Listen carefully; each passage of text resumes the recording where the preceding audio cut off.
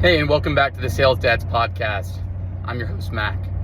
Today's kind of a different one. I'm actually on the way to the airport because I am heading out for business-related travel, where I will be presenting at a convention as well as leading the charge on several potential opportunities for the organization that I work for.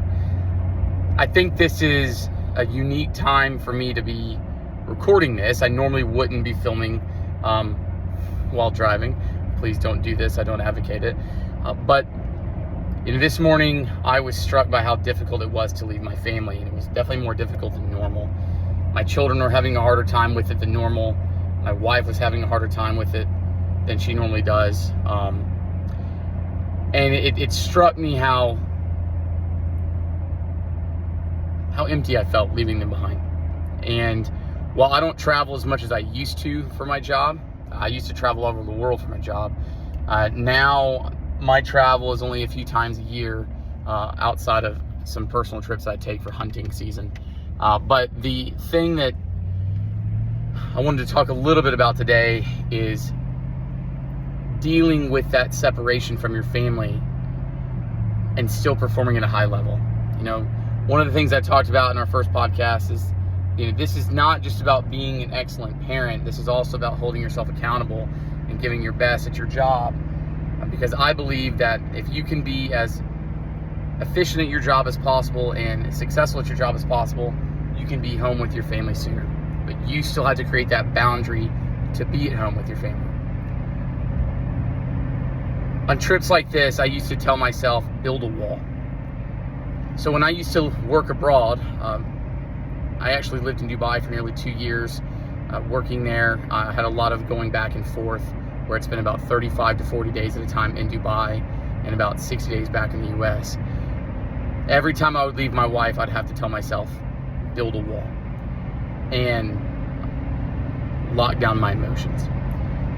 What I found is if I sat my emotions to the side and kind of put a wall up around them, I was able to focus on my work and not let home distract me.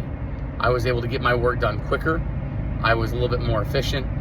And then as soon as I got my work done, I would remove that mental barrier that I built for myself and contact my family each day, make sure that I was spending FaceTime with them, and giving them all the possible time I could while I was away. And that's what I do now. While I'm traveling, I try not to think about as much as I can help it. And to some of you, it may seem dark, but I try to build up a mental wall to where I'm focused purely on my work. And as soon as I get my work done, I spend as much of the rest of the day possible in contact with my family, checking on them, spending time with them, over, FaceTime and what have you. It allows me to be as professional at my job as possible. It allows me to be focused and give my all to potential clients, and my performance level, therefore, stays at a high level.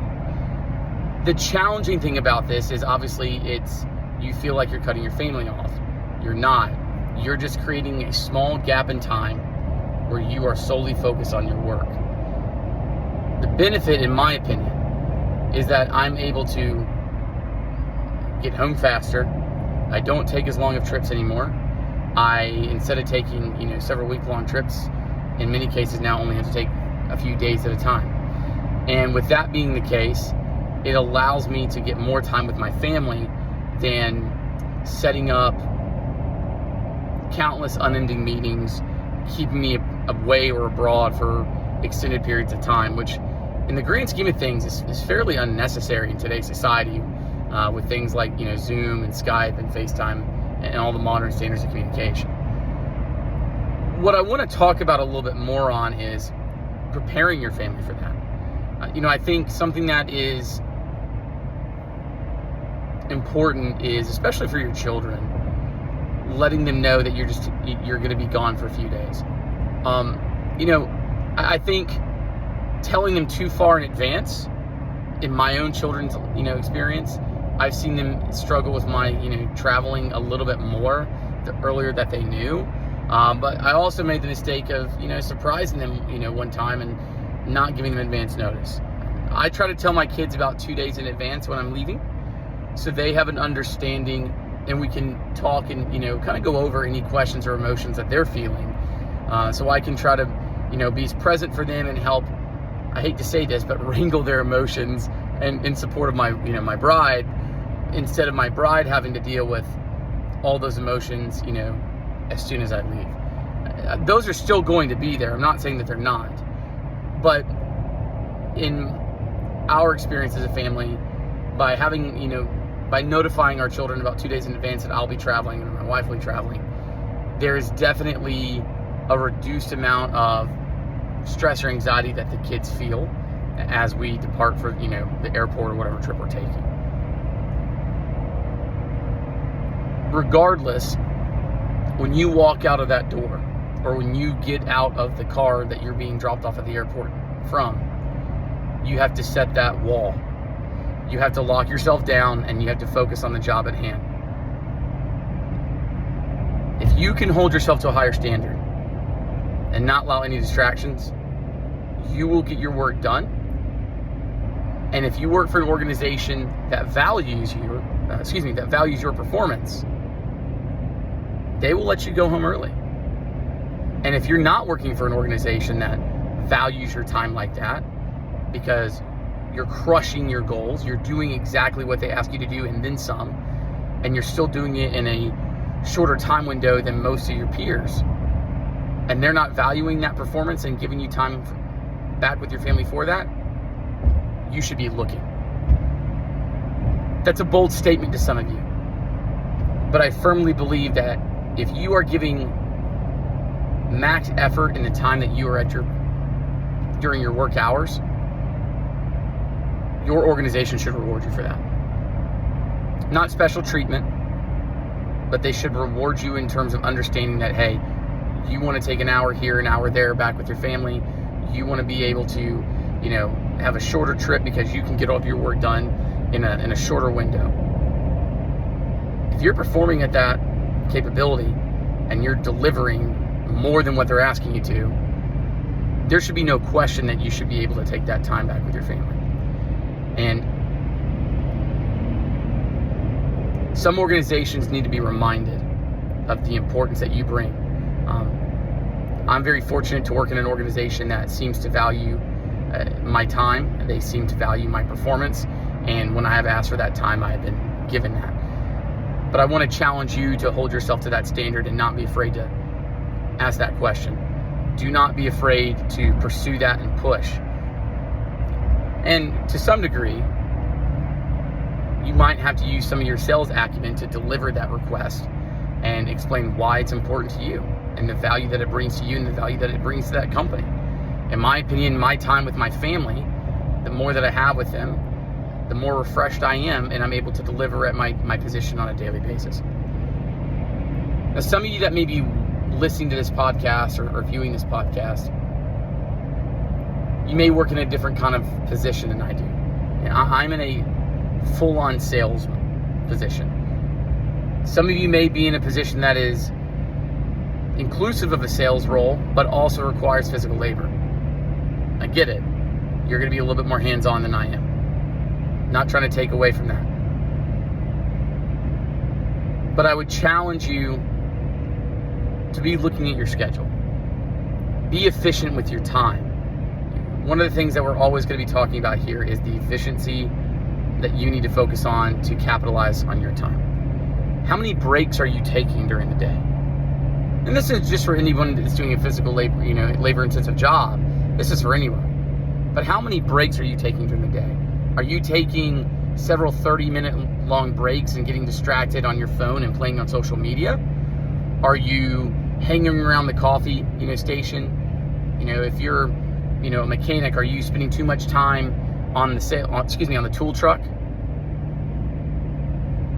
You are the only person that can hold yourself accountable and set boundaries to keep you working within the time frame that you can be most successful in. Limiting your distractions will lead to you being more successful.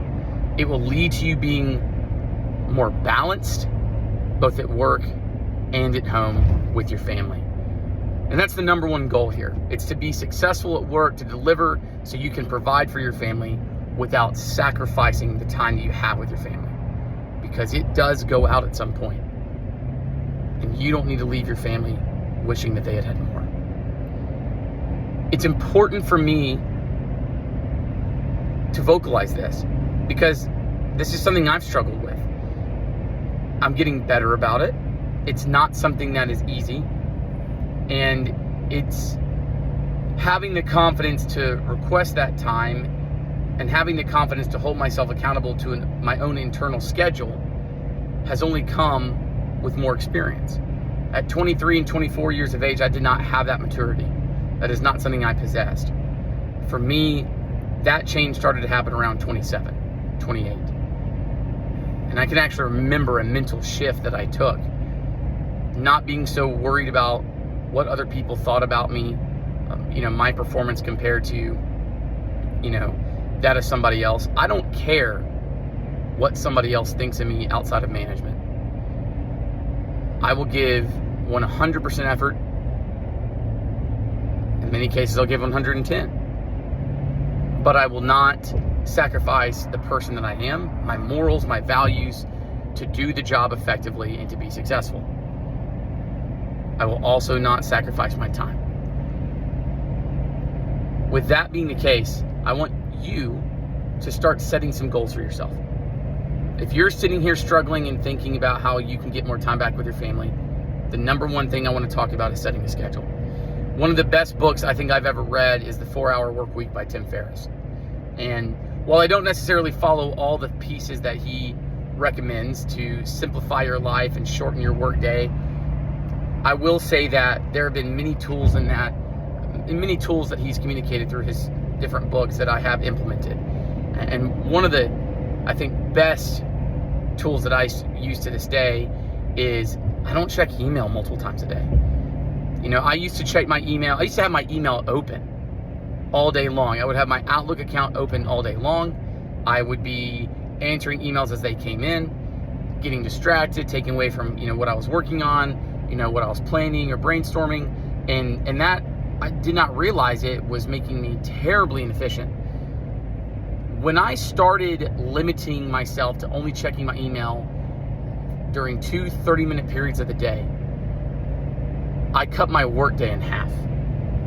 And that's not an exaggeration. Many cases, my workday, I would have all the work done that I needed to accomplish by 10:30 or 11 a.m. after arriving to work at 8:30 in the morning when I was required to be at work. That is how much more efficient it was making me. Just by cutting myself down to 2 30-minute windows of checking my email and exiting out of my email account at all other times during the day. Removing it from my phone was also a help to that. That may seem like a challenge to you. That may make you uncomfortable.